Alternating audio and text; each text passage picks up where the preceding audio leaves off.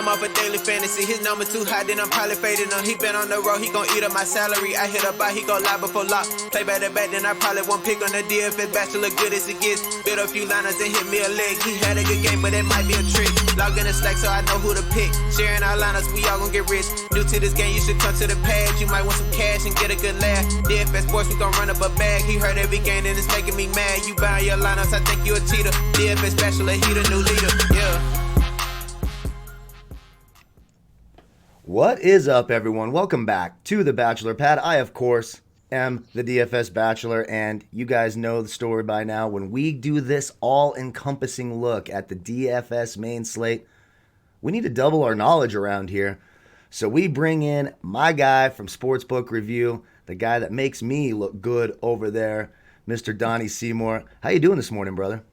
Doing good, man. Another week. It goes fast, doesn't it? Just seems like we did the show, just a few hours ago last week, and here we are talking about a week 6 slate. And you need to make some money on this slate here because there's some gems that we need to really get through here, Kyle, certainly. I completely agree. This is probably my favorite week so far of the season as I just look at it all together, DFS and betting-wise. So I'm really excited. Getting some of the house cleaning out of the way. First, a big thank you for all of you. The show just continues to grow and grow as we near 14,000 subscribers now. All the kind words, the comments, you guys retweeting out the videos and sharing with your friends. It's all really humbling. Thank you all so much. If you're new to the channel, hit that subscribe button. We really appreciate that. Be sure to hit the like button, leave a comment. You can qualify for a $50 PayPal giveaway. We're going to announce the winner here in just a moment, and that's sponsored by our friends at Tax Relief Advocates. They do a great job erasing your tax debts faster than my 49ers playoff hopes are evaporating as we speak and could really be in danger after this weekend. 1-800-411-9633. Great group of guys over there, so hit them up. Go to Overlay DFS. They're doing a new contest right now. If you go on Twitter and at them on Twitter with your 3-pick parlays, you can win a free subscription into my Slack chat. I haven't let anyone in there in almost 2 years. So that's pretty cool. They're sponsoring all that, so be sure to check them out over there. And of course, if you want winners, totals, just all the stuff. What is your record this year? Something crazy in the NFL. Yeah, 70. I mean, it's early. It's still early, but 78% in the NFL. But also keep in mind that because people hear that number, Kyle, in 2017, I went the entire season and hit 76% on our third-party documented monitor. So it's been not to say that that's the norm, but it's possible to do that if you play it low and slow and know what you're looking at. So, yeah, we've done well. Donnie knows what he's doing. Get over to rightwager.com. Trust me, he knows what he's doing. I have to change my mind after listening to him talk, and I thought I knew what I was doing. So be sure to check out Donnie over at rightwager.com. And, of course, 4 times a week, including Sunday morning or afternoon, depending on your coast, noon Eastern, 9 Pacific, Donnie and I tighten the screws, get you all locked in and set up for the upcoming day's action at Sportsbook Review. There is a link in the video description below down there. You can click that, come over to the channel, subscribe, turn on that bell notification Thursdays, Mondays, Tuesdays, and, of course, tomorrow morning on Sunday morning. So we'll see you guys over there as well. And of course, if you want my player pool, projections, rankings, targets, snaps, wide receiver, cornerback matchups, there's also a link in that video description. Very important. You look down there in that arrow. You can try Draft Dashboard for 30 days for $1. So I've rambled on enough about all that nonsense. We got 11 games. All the games are going to be on the docket. So that right now, knock on wood, I should say. But it all looks encouraging, which is really cool. It's finally, we kind of know what we're getting into at least this week, which is nice.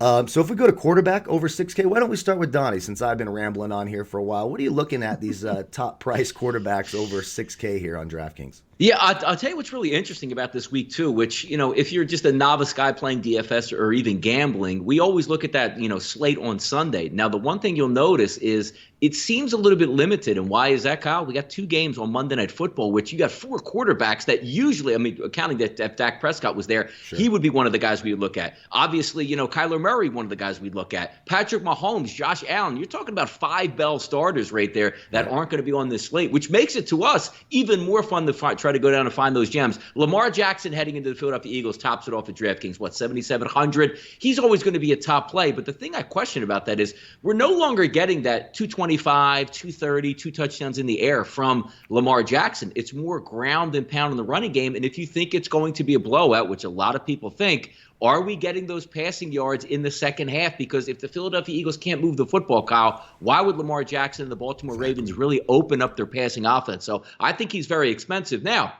you're going to slide it down and say, hey, Devontae Adams is coming back for Green Bay. Look at Aaron Rodgers, 7,500. Where can I sign me up in a game that's going to have a total of 55, which normally I would agree with. But you're looking at a Tampa Bay defense that is really good on the back end. Now, they do have some injuries that are concerning here, mainly to their number one quarterback. Looks like he's still going to go in this football game, but that's a lot of money paid, 7,500. The one guy in that high echelon, over 7,000, second week in a row, I like Deshaun Watson. They're going to have to score against Tennessee. Why? Because Tennessee is going to be able to return volley in that situation. So if we think they're going to be down the second half, you might be able to pick up some junk yards. And last week, how about picking up 30 points, just like we anticipated? Finally, the Houston offense with those shackles, as we like to say, off. Ben Roethlisberger, about 6,700, should be decent. Matt Ryan, Julio Jones looks like he's going to give it a go. Maybe that gives him a little bit of boost in Minnesota, but I don't know how you trust that offense. Back-to-back weeks of 16 points. Tom Brady down with Tampa Bay. That might be an interesting one to look at because most people, Kyle, flipping over trying to take a look at Aaron Rodgers. Yep. If all those weapons are healthy for Tom Brady, they're going to go up against a defense that's not as good as Tampa Bay's defense, and Tom Brady should have a decent day down there in 85-degree weather down in Tampa. Sliding it down, Cam Newton, I don't know what I'm going to get out of him, so I sort of lay back. Gardner Minshew,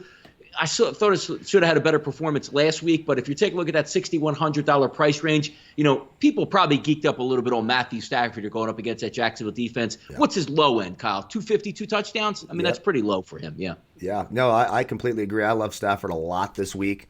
I'm glad you touched on Lamar Jackson a little bit and those quarterbacks on Monday night, because we always talk about if you're going to pay for the most expensive player at the position, you really need them to sort of lap the field in those tournaments and be the highest scoring player. This might be one of those better opportunities. I'm always concerned about that Eagles pass rush because as bad as people might think Philadelphia is, that front seven can get after it and get to the quarterback. It's going to cause Lamar Jackson, of course, to use his legs maybe even more than he normally would. So there is some upside there. I do have him in a few tournament lineups just to be different. I don't expect him to be very popular right now, have him projected at about 6% ownership. Going down, I do like the Deshaun Watson call right there at 6,700, or 7,000, excuse me. Ben Roethlisberger, 6'7", you talked about it. Cleveland 24th against opposing quarterbacks this year. Cam Newton does have a nice matchup. Denver is 26th against quarterbacks, but again, what are we going to get out of him and how is that offense going to look? Is there some rust there? It's been a few weeks since we've seen Cam Newton on the field. Matthew Stafford against Jacksonville. I expect there to be points in this game. And even though Minshew played like crap last week, he's put up 25 and 24 over the last 2 weeks. Detroit and Jacksonville, 23rd and 25th versus opposing quarterbacks, respectively. So I could get down with either of them. Of course, Kirk Cousins at home against Atlanta's in play. No teams allowed more fantasy points this year to opposing quarterbacks than the Atlanta Falcons. So there's absolutely some of that upside there. And then we'll go under 6K right here. Starting at 5,900, Ryan Tannehill. I'm going to give you the list of quarterbacks who have scored more fantasy points than Tannehill since he took over for the Tennessee starting job last year. Dak Prescott, Russell Wilson. That's it. Third highest fantasy quarterback in the league since he took over that starting job. I think that's really, really impressive. Ryan Fitzpatrick. I love Ryan Fitzpatrick against the Jets this week. Now, one concern is, are they just beating the brakes off of this dysfunctional team? I mean, they're almost double-digit favorites. It's absolutely insane to think that about the Miami Dolphins. So there's some concern there. The one upside of that is they don't really have a running game, or how much will they really run Myles Gaskin? So I think Fitzmagic throws the ball. A little revenge narrative there against his former team at 5,900.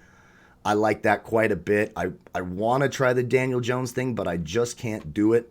But one guy I can try, way down here at 5,100, coming back from injury against the Giants defense that I think is vulnerable. I actually don't mind a little bit of Kyle Allen if you're looking to be contrarian and pay down at quarterback.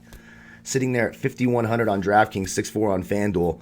I sprinkled him in a couple lineups out of the 30 or 40 I make. I think I have 2 Kyle Allen lineups just for the hell of it. That's about it for me under 6K. What do you like? No, you're exactly right. And again, we're talking about a lot of quarterbacks that we usually would fighting for that top seed, which would knock a couple guys down to that middle rung, which is what we're looking at. You're not going to get that there, but I agree with you with Ryan Fitzpatrick. It's not so much that you hate the Jets defense, but every time we see Ryan Fitzpatrick operate on offense, it's a great boomer bust because you know he's going to push the football down the field. You know they want to get after the Jets. It's a divisional game. And also you saw the last week putting up 40-plus points against the San Francisco 49ers. Even though they were banged up, you just want to hope that the Jets will be able to answer. But the question to be answered in that game is how many points is Ryan Fitzpatrick going to put up in the third and fourth quarter? I don't think Miami slows down. Like normally a team that's, dead and ready to go to the playoffs, a veteran team, it just looks like Miami's out there spinning and having some fun because they didn't let up against the San Francisco 49ers, and I don't think they're going to let up if they get the opportunity this weekend. Phillip Rivers not pushing the ball downfield. I look for more of a ground attack because I don't think you really need to get explosive against Cincinnati. I think that defense will come to play for Indianapolis. Phillip Rivers needs a good start, but what do we mean by that?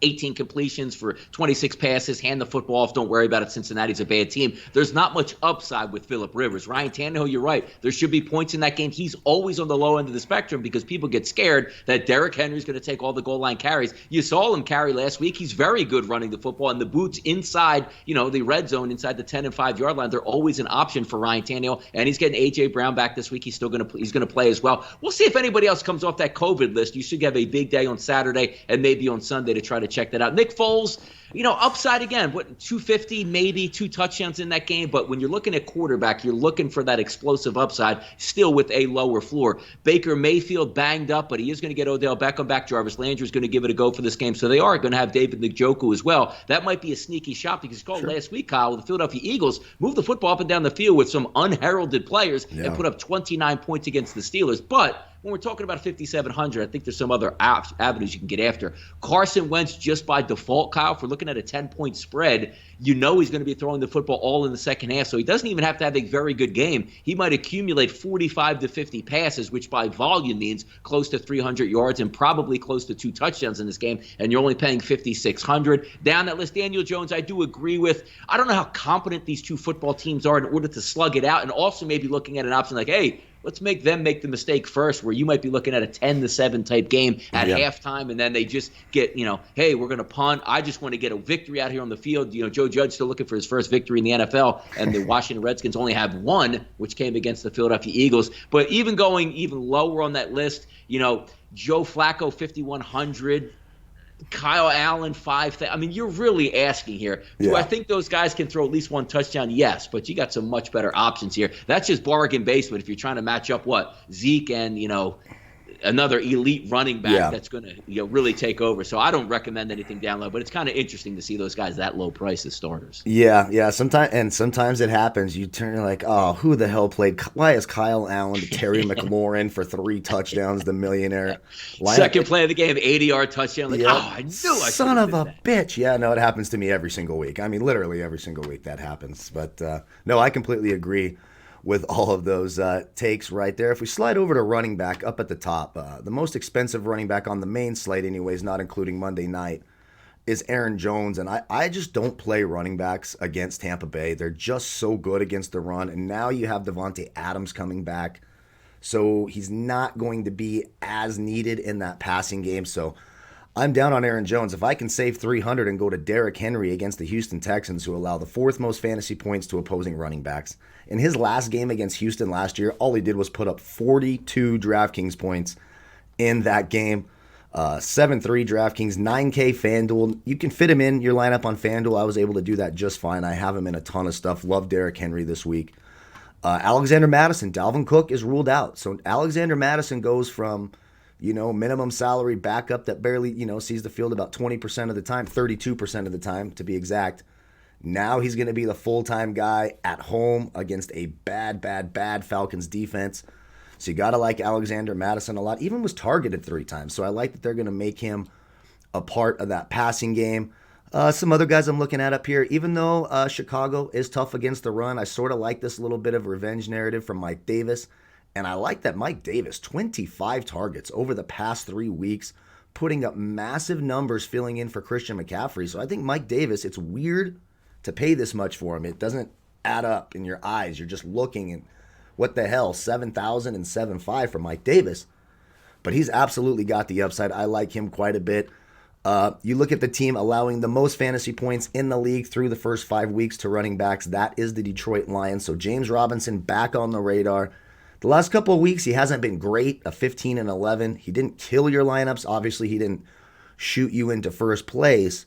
But James Robinson, it's the best matchup you could possibly have on paper right now at home against Detroit. I like James Robinson quite a bit there at 6,800.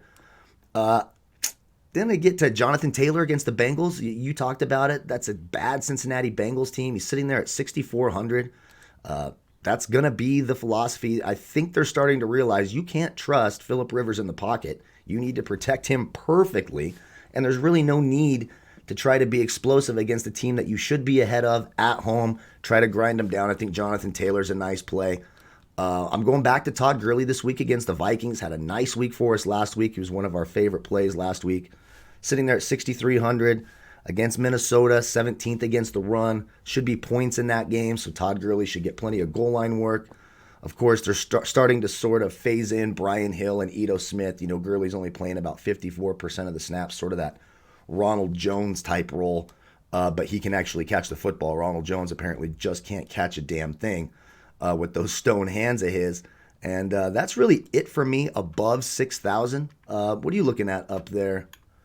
In that top no, tier? you're right on. You hit on Aaron Jones. Like normally we would love Aaron Jones, but he's going to be the highest price guy. I mean, obviously Christian McCaffrey, Dalvin Cook aren't playing, but if we're taking a look at Aaron Jones here, you're going up against a really good defense, and you bring up a very, very valid point. How much do you have to involve your running backs in the passing game when your top wide receiver, who's healthy now, coming back to the game? So if there's normally, let's just say, 40 dropbacks in a game, you know Devontae Adams is getting 10 of those targets now, which he wasn't getting before, and they were more of spreading it around. So that could be one of those things that creates a problem. But also, you're right. It's a pretty staunch defense. So, okay, if you get inside the 3-yard line, it's not a given that you just hand the football off to Aaron Jones and he walks in from 3 yards on a touchdown. You're going to have a lot more passing opportunities here for Aaron Rodgers going up against that defense just because of how stingy they are up front. Now, Vita Vea is out for the season with that fractured ankle. That's not going to help their defense, but there's still a lot of really valid playmakers on that defensive side of the ball, specifically on the front seven. Derrick Henry, I think he's going to be the most owned guy of the weekend. Why not? Going up against Houston, what do we do? Like, because I always like to say, when you pay this much money for 7,300, there's a very low failure rate. What I mean by that is 90 yards and a touchdown. You're going to get that out of Derrick Henry. If you expect him to win the football game, he's going to be grinding it out. He's a fantastic goal line runner. You know they're going to be moving the football up and down the field. And if they have the lead, you get the extra 5 to 6 carries late in the game with under 5 minutes that you might not get if your team is losing. Alexander Mattinson, I mean, he is going to be very high taken. Everybody loves this guy, and why not? He has 100 yards last week, basically in like a backup role, and then you're going to throw him against one of the teams that we don't know if Atlanta's actually quit at this point, fired their head football coach. They haven't shown anything on defense that shows you they're going to come up and say, hey, you know what, we're going to limit this ground game to 50 yards. So those two guys are certainly going to be high. 7,100 for James Conner. I need more out of James Conner. It's not that he doesn't get the volume back, but I need that guy that I know is going to be able to get the football at the 2-yard line and score. I need the guy that's good, maybe able to pop off a 30 or 40-yard play. Can he do that? Sure, but I just don't know if I'm going to pay 7,100 and get James Conner with all those weapons out there that Big Ben has at his disposal. Mike Davis, just by a volume perspective, is a decent play against Chicago. I don't know how fast this game is going to play because we take a look from a sports betting angle of only a 44 when we talk about games like 55, 56 for Tampa Bay. But the reason that you have to like Mike Davis is you don't anticipate anybody running away with the football game. So no matter what happens, not like, oh no, Chicago's up 21-3 in the second quarter. But Mike Davis could still get the catches out of the backfield here. Yeah. I don't think he's ever going to be out of the game, which you see sometimes with some of these bigger running backs. Kareem Hunt coming in against Pittsburgh. Even though Miles Sanders had a 70-yard run last week, hip-hop hooray. But at the end of the football game, he didn't even cross 100 yards for the game on the ground after having a 70-plus-yard run. Right. That tells you how stingy that Pittsburgh defense can be in that one. I do like Robinson as well. And it looks like there's a concerted effort at Doug Marrone and the Jacksonville Jaguars to force-feed him the football. So from a volume perspective, getting him under 7,000 is pretty good. Miles Sanders, I don't advocate going up against the Baltimore team because can he score like he did last week against Pittsburgh? Sure he can. But you can't rely on methodically moving the football against that Baltimore Ravens defense that gave up 3 points last week against Cincinnati, who to me has way more playmakers than the Philadelphia Eagles have. You know, Taylor, just by default of volume, you figure Indianapolis should be up in that game. He should get 20 touches. You probably can figure on a touchdown. And, you know, Todd Gurley, doesn't get a lot of exposure in games, but he looks decent when he gets the football. And if they're down by the goal line, Kyle, he is going to get that ball as well. Mixon's always up there. Ronald Jones is a decent play. You're right. He doesn't catch the football that much, but at 56-point total, he's going to get the goal line carries, and the primary share of those carries I think is going to be decent in that one. But that about wraps it up for me for 6,000 and above. Yeah. Great points on all of that. I 100% agree. And the James Conner thing, I'm glad you touched on that, because too many times you see him down in the goal line and Benny Snell comes in these short yardages. They're really starting to lean on that young guy a little bit. So that makes it a little nerve-wracking. Even last week when you saw with Pittsburgh, Kyle, like they're on the 4-yard line, they're throwing wide receiver screens to chase Claypool when that should be your running back either getting the screen or getting the carry. So a lot of weapons there, which makes it tough for him. Yeah, it really does. Coming under the 6K range, not a ton here. David Montgomery right at the top. Carolina allows the third most fantasy points in the league to running backs. I think I love that he's been targeted 14 times over the past couple of weeks since that Tariq Cohen injury, so they're involving him in the passing game. Carolina is susceptible up front. A game that you could sort of see grinded out. You mentioned the total 44 and a half. I don't mind David Montgomery at 5,800. He's 5,900 on Fanduel. He fits into that flex spot really nice on Fanduel where it's only a half point per reception. A couple other guys I like. Antonio Gibson against the Giants. The Giants allow the 10th most fantasy points to opposing running backs. They're starting to get him more and more involved. 5 targets each of the last 2 weeks. Double-digit fantasy points, 4 straight weeks, including a 23 in there. So if you're looking to be a little different and don't love the game all that much, but there's not a ton of low-price running backs that I like. So Antonio Gibson could be a guy I go to. Myles Gaskin against the Jets. The Jets allow the 4th most fantasy points to opposing running backs. He's sitting there at 5,400 and 5,700. He's now playing 2/3 of the snaps, 66.8% of the snaps he's playing on offense. Touches the ball on 40% of his offensive snaps. That's quite a touch rate for a running back. I like Myles Gaskin quite a bit. You could see 4 of the last 5 weeks he's gone over double-digit fantasy points, so I could get down with that. A little interest in David Johnson. I would like to see something more out of him, and it's a nice matchup. Tennessee struggles against opposing running backs, 25th in the league. Got a nice high total in this game, 53 and a half I'm looking at right now. So I like David Johnson a little bit there. And then as I go down, just a couple of guys. Devontae Freeman, just based on volume against Washington. He's playing nearly 80% of the offensive snaps. You see a little bit of Wayne Gallman, but that's about it. So Devontae Freeman against Washington at 4,900. If you're looking for a salary saver, could be someone you get involved. J.D. McKissick in that Washington game. If it's on Draftkings, now not on FanDuel, but Draftkings where you get a full point per reception, J.D. McKissick's at 4,400. He's been targeted 8 times each of the last 2 weeks. Really involved in the passing games, gotten 11 in each of those games. You can certainly live with that at 4,400. If Melvin Gordon, who now they're saying has an illness, I'm not sure if he's just hung over from his DUI escapades, I'll be surprised if they let Melvin Gordon play in this game. So then you got Phillip Lindsay, even though it's a really staunch New England defense and a well-rested New England defense at that. But Phillip Lindsay come in as running back 1, and we've certainly seen his upside as a lead back in this league. He's at 4,300. So as long as, again, you can follow us on Twitter. That sort of information we always have out there. You can see our Twitter handles on the screen at RightWagerVP, at DFS Bachelor. And then just one more guy, if I'm looking at a sleeper, like if you want to play a guy in tournaments, and you're like, oh, I never thought he would do anything. With the release of Le'Veon Bell, they're not going to let Frank Gore carry the ball 30 times. So you got this young guy, La'Mical Pirine out of Florida, I believe. 4,000 on DraftKings, 4,600 on FanDuel. The Dolphins allow the 6th most fantasy points to opposing running backs. Now, look, he's barely played. Didn't even touch the football last week. But now they're going to need some fresh legs with some speed in that backfield. Adam Gase has already mentioned he's going to be a part of the offense moving forward. So if you're looking for one of these dart throws that nobody's going to play, a guy like La'Mical Pirine could be one of those interesting tournament sleepers as well. And that's about it for me at running back under 6K. What are you looking at?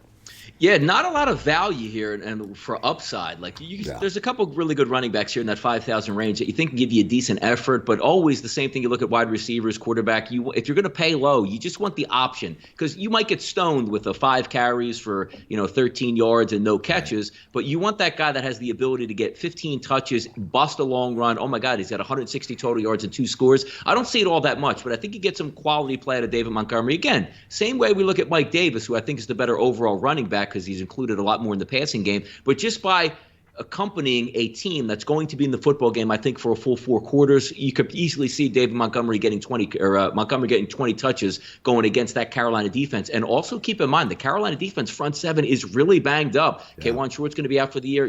Gross Matter, he's also going to be out for the year on the IR. So you might get some individual shots here with Nick Foles running those RPOs with him that could be able to expose a lot on that front seven. Sliding it down, I think Myles Gaskin does have a good day because I don't know how much the Jets actually have left on defense overall.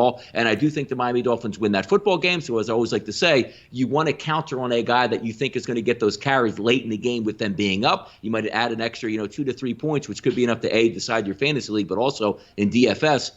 Go from winning $50 to $100 or even more just by those final points at the end of the game. The one sneaky guy that seems like he still flies under the radar, because when you look at him on DraftKings, he's listed as D.A. Johnson. It's David Johnson. It's almost like one of those guys you just slide by, like, I don't even know who that guy is. Yeah. But when you look at the opportunities that you get, even last week, because the one interesting thing was you knew he was Bill O'Brien's guy. Like, I got this guy over. Everybody's mad. I trade away the best wide receiver. I'm going to force fit this guy. But he gets fired last week. And how about this? They had 20 total carries out of running backs last week with the lead, obviously a 30-14 win. He gets 17 of those for 5.6 yards on the ground, 96 yards. He's going to be a big component in this game, and you're not paying a lot of money at $5,400. If we figure there's going to be points, he's the focal point of the running game, so you figure he's probably going to get close to 15, 20 touches and getting at about $5,400. He also had 4 targets in the passing game last week, so that does lend itself to some value. Mark Ingram, always that steady guy. You know he's going to get a decent bulk of the carries. If they're in the red zone, he's going to be able to run hard, and yes, the Baltimore Ravens typically favored each and every week. You figure they beat the Eagles, there's going to be a lot of running in the fourth quarter from that Baltimore perspective.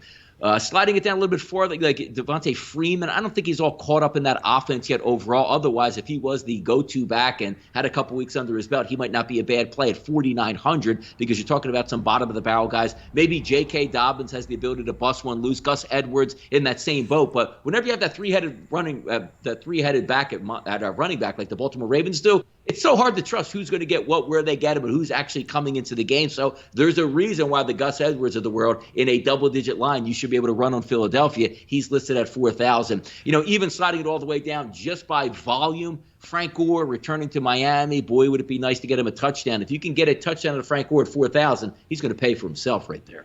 Yeah, it gets ugly down there, doesn't it? It gets real ugly at running back. It's why wide receiver is just where the value's at. It's like that every single week, and that's how it is again this week. Running back gets ugly. I find myself paying up, and you're right, Derrick Henry and Madison are projected at 23 and 24% ownership. Those are going to be the 2 most popular guys on the slate, but with 11 games and all the players playing, you can find ways to be different and just take those points and sort it out elsewhere, and we're going to do that right here at wide receiver. So, looking above 6K, of course, here at wide receiver, Devontae Adams is back. Tough matchup against Carlton Davis. But we know when he's fully healthy, I mean, he has the potential to literally be targeted 20 times in this game. Aaron Rodgers will look to him over and over and over again. A game on the road in Tampa Bay. Tampa Bay has their full complement of weapons, so you expect Green Bay to need to throw the ball and need to score to keep up with that offense in Tampa. So I like Devontae Adams quite a bit at 8,000. I certainly have him in some lineups. Again, that Carlton Davis shadow coverage is going to be tough. Then you get to Calvin Ridley. 10 targets last week, came up back after that horrible Monday night showing, put up 25 DraftKings points.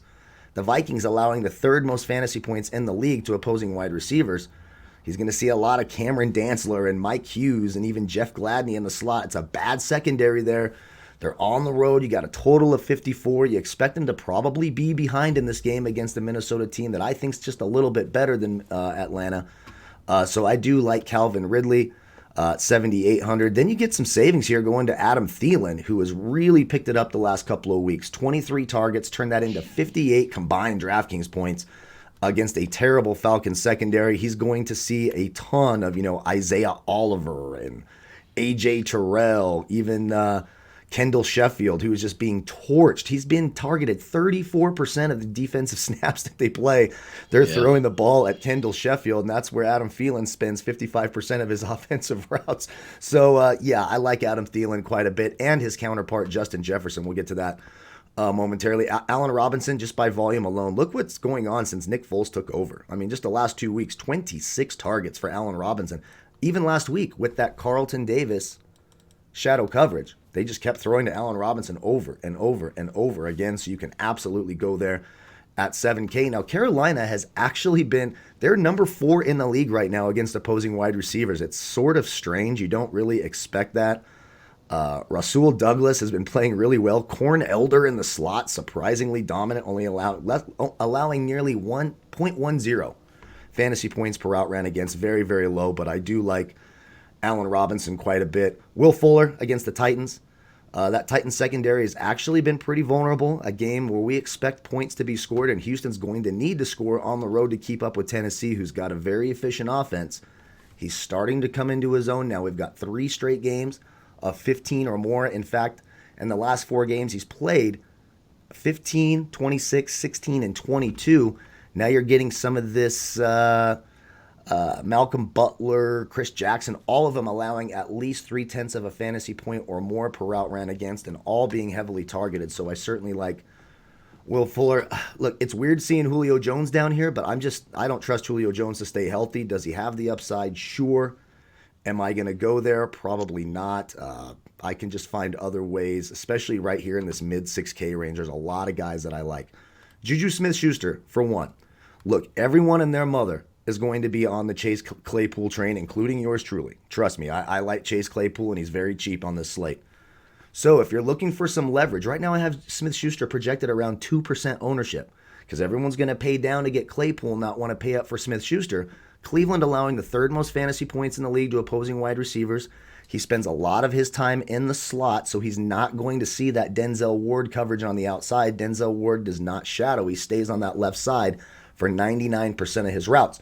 So Juju Smith-Schuster at 6,600, low ownership, big-time upside in a great matchup against Cleveland. It's a nice leverage play off of Chase Claypool if you're looking to avoid some of that chalk, so I could certainly go there. And some other guys over 6K. I love Devontae Parker against the Jets. Pierre Desir might be the worst corner in the league right now. He's being absolutely embarrassed on that side of the field, giving up nearly 0.6 of a fantasy point per route ran against. One of the worst numbers in the entire league right there with like Desmond Trufant and Jordan Lewis. Devontae Parker should feast at 6,300. I think that's a steal at that price. For the Lions, I like Kenny Golladay quite a bit too against Jacksonville. He's 6,200 on DraftKings. A full week to get healthy. He's come back for a couple weeks. 15 targets, 34 DraftKings points. Then they had the bye week. Now he's fully healthy. A 54.5 total in that game right now, sitting at 6,200. I think Kenny Golladay has one of those big breakout games, double-digit catches, one of my favorite wide receivers on this slate. And just rounding it up at 6K here, Jamison Crowder coming back the other way. Look, if you think Miami's going to score points and you think that game can get to that total in the game, Jamison Crowder, even with crappy quarterback play, 20 targets over the last 2 weeks, 49 DraftKings points. It's the one weakness of Miami's secondary is there in the slot because, you have Byron Jones and Xavier Howard on the outside. In the slot, you get Nick Needham, who just can't cover anybody. Jamison Crowder could be in line for a big day.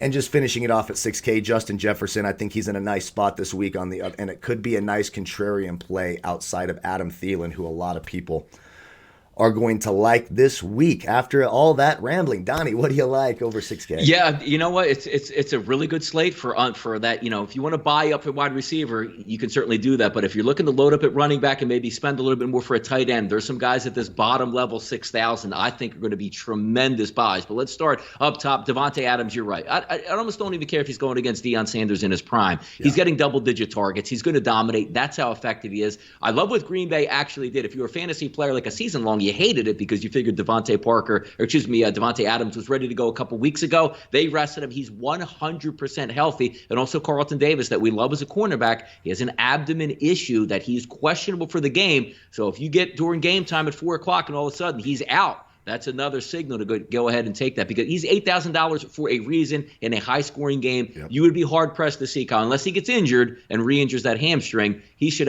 be in line for a decent day. Calvin Ridley bounces back. You expect him to be down in the game. He's going to get volume. And also you talk about at that 6,700 range, Julio Jones. I don't recommend a buy on Julio Jones. And some people take a look at saying, well, I hope Julio Jones doesn't play because that means Calvin Ridley is going to get more of the attention. Yes, from the offense, but more importantly, from the defense. That's right. If you have Julio Jones that's going to come in this game, and let's just say only plays 20 snaps and you use him in the red zone, you know what the defense does? Harrison Smith, those back-end guys, hey, Julio's over here on the left, slide coverage. They're probably going to throw a jump ball, and there's Ridley on the other side, able to go one-on-one coverage and beat his man repeatedly. Yep. You want Julio Jones playing in this game if you like Calvin Ridley, as crazy as that actually sounds. Now, maybe if Julio is 100%, you say, well, I mean, Julio's going to get 10 targets and maybe eat into it. But Julio as a guy on the field we have to account for, that really helps Ridley out. Adam Thielen should have a decent day because, again, it's just Atlanta's defense. They're going to be winning. You know, Kirk Cousins has woke up out of his stupor here. They're playing really good football on offense. You figure that he's going to be able to carry his way. Allen Robinson's going to get a lot of volume this week and say, hey, well, Sidney Jones played really well the last 2 weeks for Jacksonville's defense. Trust me, it's still Jacksonville's defense. You're going to go up and down the field, and that's one of the guys that you love, Nick Foles targets. And the one thing you have to love, not so much explosiveness out of Allen Robinson, but if it's a one-on-one play, Nick Foles is going to throw it up to him and say, hey, buddy, go up and make a play, because it seems like he likes to get the ball stripped from him when it's a one-on-one coverage. But Foles will keep on getting after it and letting him get those opportunities. Mike Evans, don't recommend it because obviously still on that ankle, and it's the same thing in that game with Chris Godwin, who's going to come back, which is great for Brady if they're both healthy and playing effectively in the game. The last thing you want to do is spend $7,000 plus and say, man, I got 4 plays out of my wide receiver. You're sunk for the rest of the day because you anticipated that guy having a really big day. Yeah. Now, the guys I want to get to, like Odell Beckham Jr., they're all fine and good. But there's 2 guys in one game here that you absolutely have to focus on. That's Devontae Parker for the Miami Dolphins, number 1. They're going to be winning, yes. Fitzpatrick will repeatedly throw it up in one-on-one coverage, the same way I just talked about Allen Robinson. He's going to get those targets, 8 to 10 targets, red zone opportunities against a bad New York Jets football team. But on the opposite side, Jamison Crowder, you never hear about this guy. You don't think of him as an elite wide receiver. You don't even think anything. Oh, Joe Flacco, or excuse me, yes, Joe Flacco's the quarterback, or a hurt Sam Darnold. Adam Gase stinks. Look at what he's done. He's played 3 games this year. Maybe that's part of it. Game 1 against the Buffalo Bills, 13 targets, 115 yards, and a score. The Denver Broncos game, which he came back after a 3-week layoff, another 10 targets, 104 yards, no touchdowns. But last week against Arizona, another 10 targets, 116 yards, and 1 touchdown. They're going to be losing this game. He is going to be a volume eater at wide receiver where Joe Flacco, say what you want, I can't stand him. The one thing he does have is still a big arm that can get him the football. He's going to have another 10 targets. So if you put Devontae Parker in your lineup and match him up with Jamison Crowder in this game, I think you have a big day, and you're spending $6,300 and $6,100 for 2 guys that have a super high ceiling. I love those 2 guys this week. Yeah, me too. I 100% agree. I have them in so many lineups this week. So I hope we're right, but it just feels too easy. It just feels too easy right there. It really does. And looking under 6K here, some value guys. This is, there's some good plays down here. Terry McLaurin's dropped all the way down to 5,700 on DraftKings, 6.9 on Fanduel. Now, last week you say, oh, he was targeted 7 times, only 6 points. Well, that's because, Alex Smith came in on one leg and did what Alex Smith does, and that's throw little 2-yard passes because he was scared to death, and we all were, and we all held our breath on every snap. But Terry McLaurin, Kyle Allen should be back. Kyle Allen can put up numbers. When you look at his stuff, his games from Carolina last year, he had some big fantasy output games. If Kyle Allen stays in the game, Terry McLaurin could be very interesting against a bad Giants secondary. He's probably going to see some shadow coverage from James Bradbury, and trust me, that's not scaring anybody this year. So I like Terry McLaurin quite a bit. A.J. Brown right below that at 5,600. Against Houston. Houston 18th against opposing wide receivers. Again, A.J. Brown looked good in that game back. No, I know it's sort of a shorter week, but he's good to go. He's off the injury report. What's he going to see? Bradley Roby, Vernon Hargraves. Scares absolutely nobody. I like A.J. Brown quite a bit this week. Darius Slayton, as long as he's good to go, I don't mind him against Washington. One interesting thing, Darius Slayton is the big play guy for that offense. There's just no doubt about it. He's been targeted 25 times over the last 3 weeks. Washington is 3rd against opposing wide receivers this year. Now, that's probably a lot to do with just they're never ahead in the game, so teams are just running the ball down their throat. Washington has a decent pass rush. It's more about trusting Daniel Jones, but I could certainly go there. Guys like, and then we get to probably, and I don't know why he's projected this low right now. This guy's going to be popular. You got Chase Claypool at 5,200 on DraftKings, 5,500 on FanDuel. Cleveland allowing the 3rd most fantasy points in the league to opposing wide receivers. A lot of that, too, came from that Dallas game with Dak Prescott throwing for 500 yards and a comeback effort. But Deontay Johnson already ruled out in this game, so Chase Claypool's going to be that. He's going to be on the field a ton. He plays all over the place. He plays in the slot, he plays on the left, and he plays on the right almost equally. So he's going to see some of that Kevin Johnson.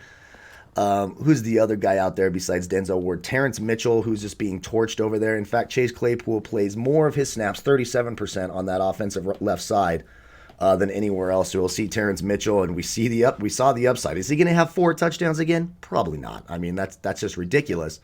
But at 5,200, if he's going to be targeted 10 or 11 times, and we see that big play speed upside that he has, and we know how Pittsburgh schemes that offense, you got to like Chase Claypool quite a bit there at 5,200, and I don't think I'll be alone there.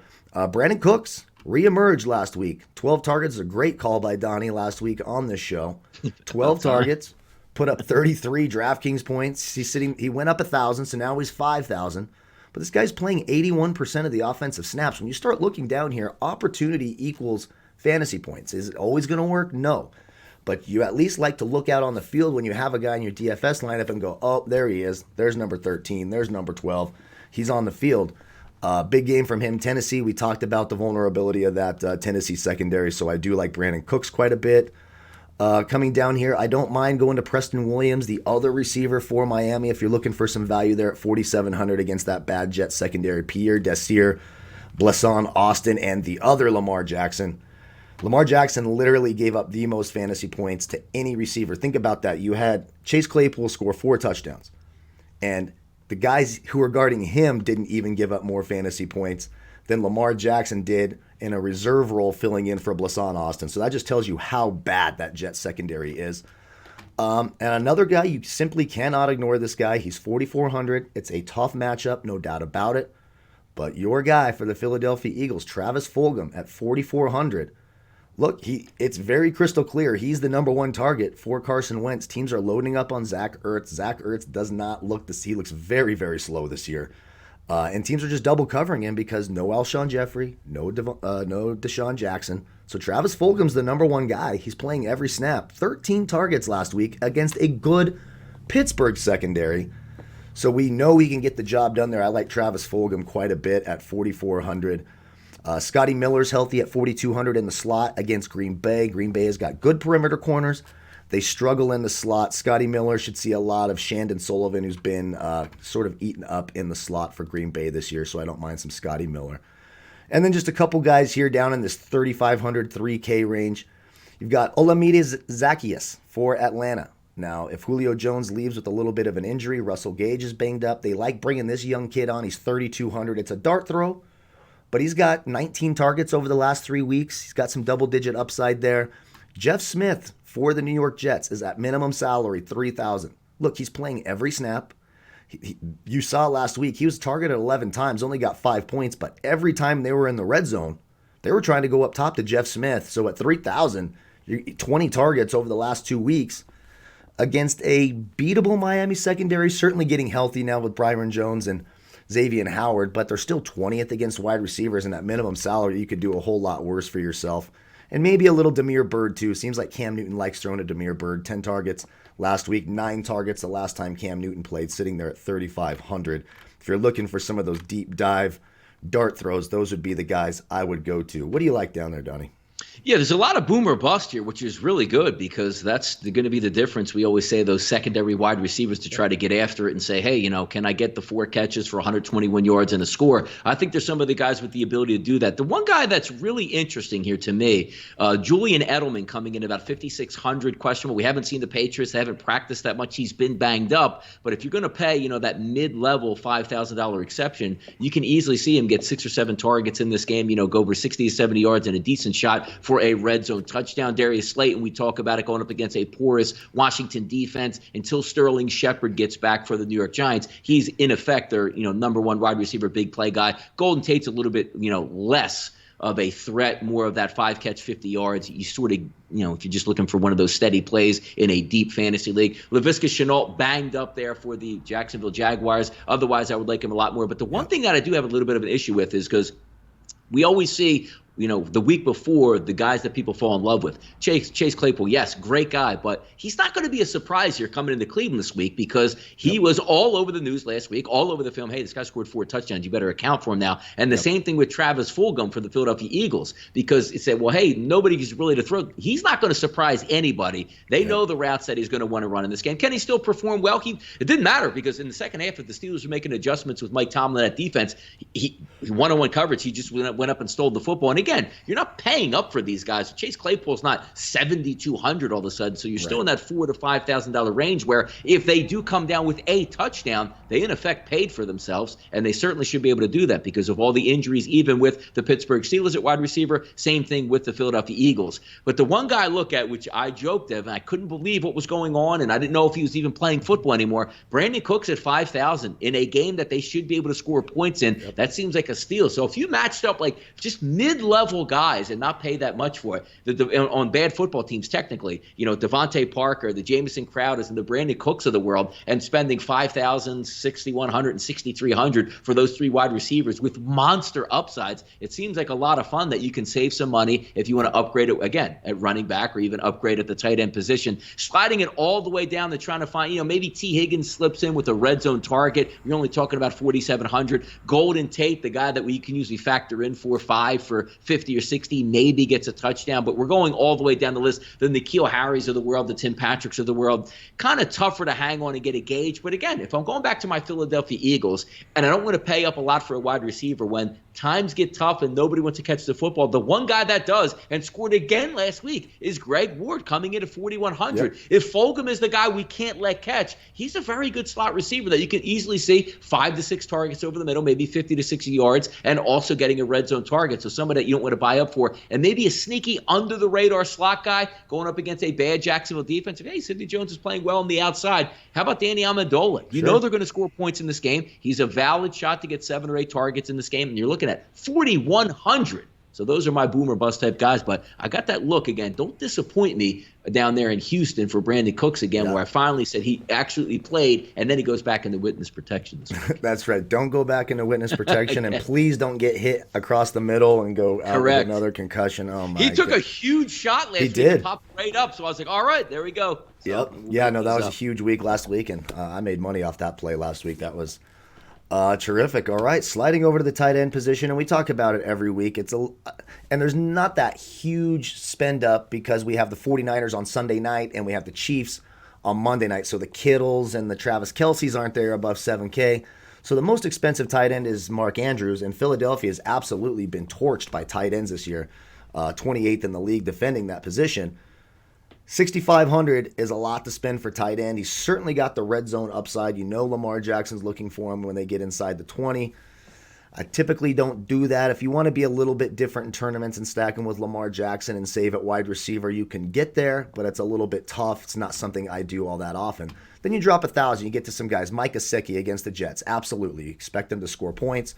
They like to go one-on-one with him. They line him out wide, look for that single coverage. Of course, the Jets have nobody who can cover anyone.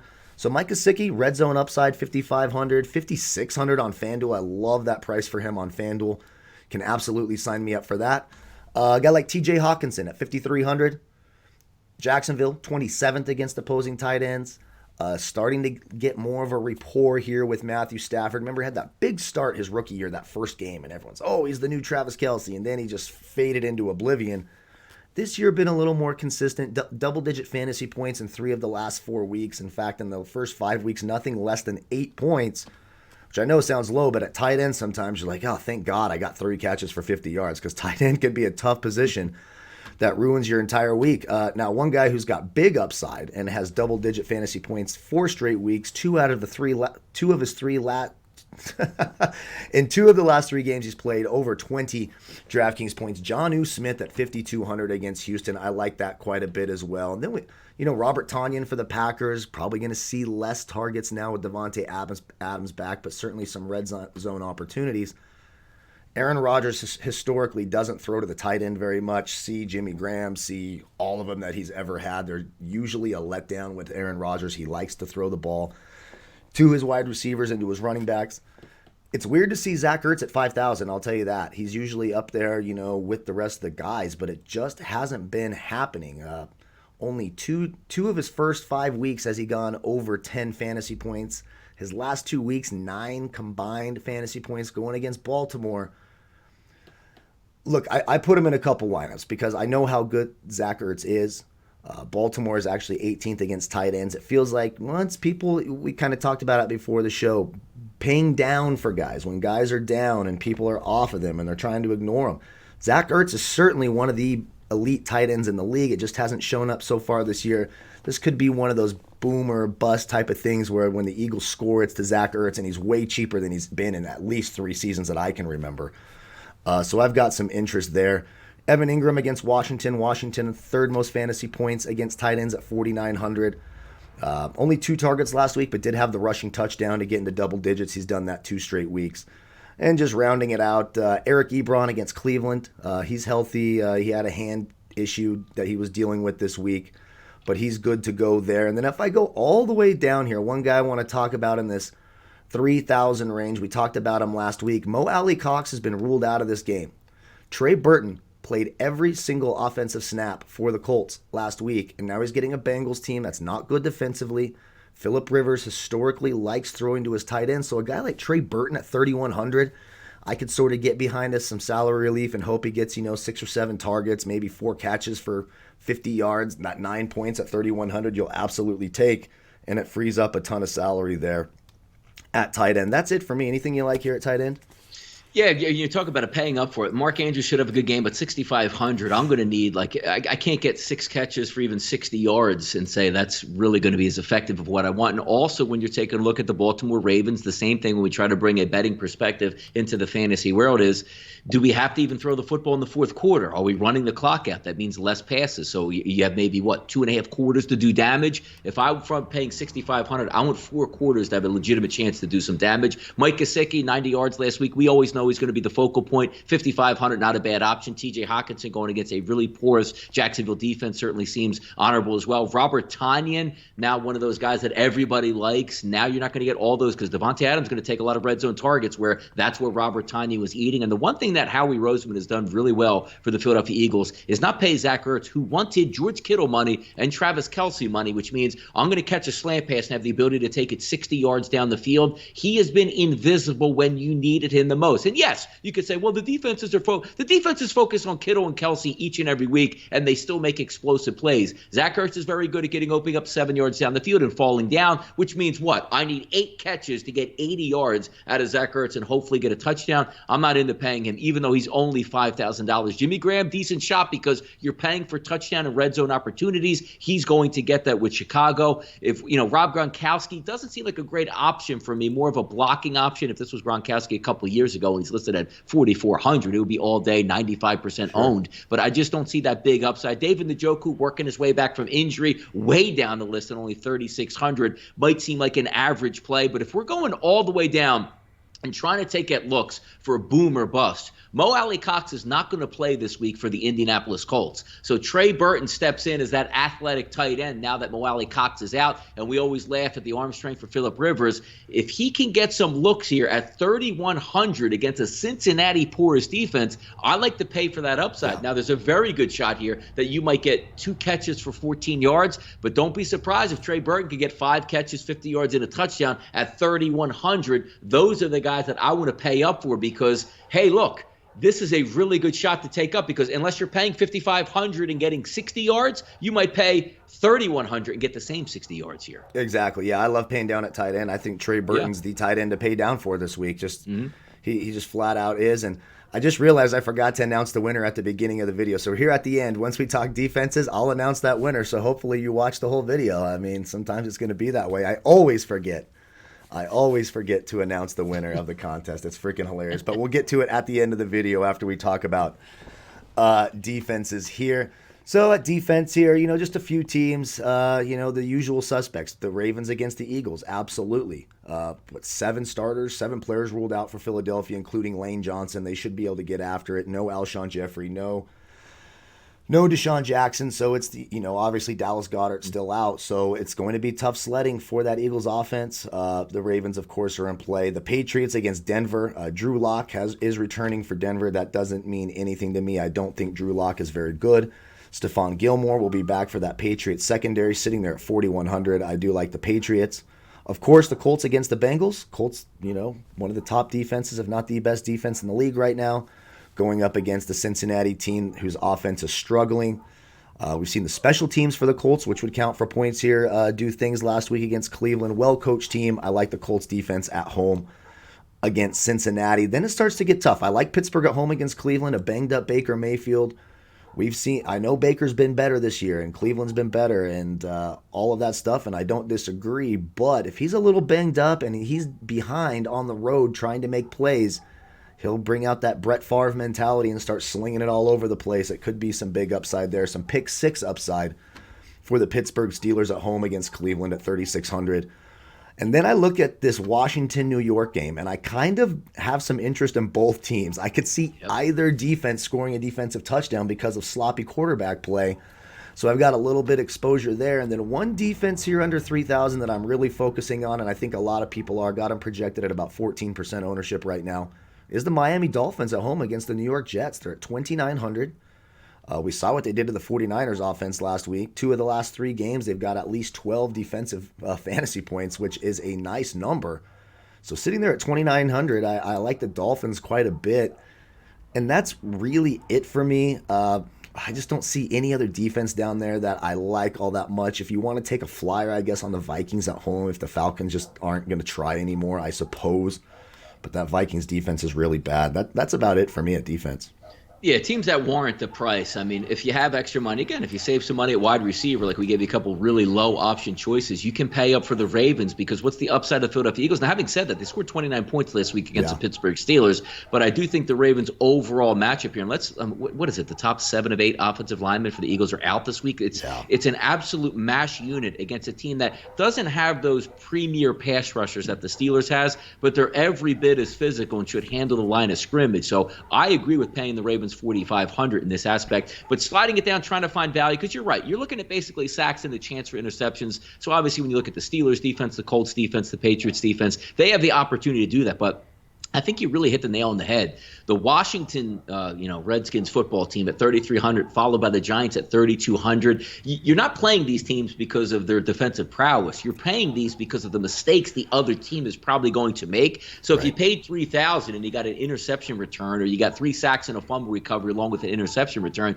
you look like a genius. And it's not because you picked a really good defense. It's just the circumstances that come under. But also when I try to evaluate what I like out of a leverage situation, and if you really said, hey man, I wanted to pay up for quarterback and I really want to skimp and go extremely light on defense, I mean the Eagles are coming in around 2,600, still a team in the top 5 in sacks in the NFL. You're talking about a passing offense that isn't very good from Baltimore. They might lean on the runs, and obviously Lamar Jackson running around. Maybe you can get 3 sacks out of Lamar Jackson. Maybe you get a bad pass that ends up again as a shot for a pick 6. You're talking about 2,600, which is extremely low. So if you did pay up for other spots, that might be one of those spots that you say, Lamar's going on the road throwing for only like 160 a game. I'll take my chances. And maybe they hold the Ravens to under 20 points. You pick up points that way. But anything that the Eagles get positive at 2,600 will pay for itself. And I think they have the chance to get a couple sacks, maybe a fumble, maybe even an interception this game. And you're talking about bottom of the basement prices. Falcons at 2,200, Bengals at 2,100. Same thing. You're just looking for Kirk Cousins to do one of his Kirk Cousins pick 6s, or